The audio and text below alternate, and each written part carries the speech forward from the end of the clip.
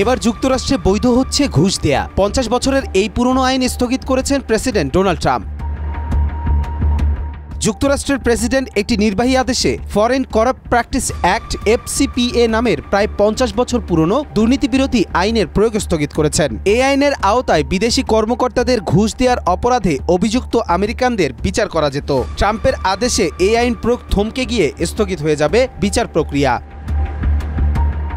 সিল্কোর silk and shine, যাতে আছে argan oil ও ওট প্রোটিনের গুডনেস, যা আপনার চুলকে রাখে হেলদি অ্যান্ড শাইনিং। ট্রাম্পের এই পদক্ষেপের ফলে বিদেশি কর্মকর্তাদের ঘুষ দেওয়ার অভিযোগে যুক্তরাষ্ট্রের ব্যবসা প্রতিষ্ঠানগুলোকে আর আইনি জটিলতার মুখে পড়তে হবে না। এটি বিশেষ করে ভারতীয় ধনকুবের গৌতম আদানি ও তার সহযোগীদের জন্য সুবিধাজনক হতে পারে, কারণ গেল বছর বাইডেন প্রশাসনের আমলে ভারতের অন্যতম বড় দ্রুত বর্ধনশীল ও বহুমুখী ব্যবসায়ী আদানি গ্রুপের বিরুদ্ধে সৌর বিদ্যুৎ চুক্তির জন্য ২৫ কোটি ঘুষ দেওয়ার অভিযোগ উঠেছিল নিউ ইয়র্কের আদালতে। এই আইনেই দোষী সাব্যস্ত হন ভারতীয় ধনকুবের গৌতম আদানি ও তার সহযোগীরা, যারা FCPA এর আওতায় অভিযুক্ত হয়েছিলেন। FCPA স্থগিতের খবরে ১১ ফেব্রুয়ারি পুঁজিবাজারে দর বেড়েছে আদানি গ্রুপের প্রায় সব প্রতিষ্ঠানের।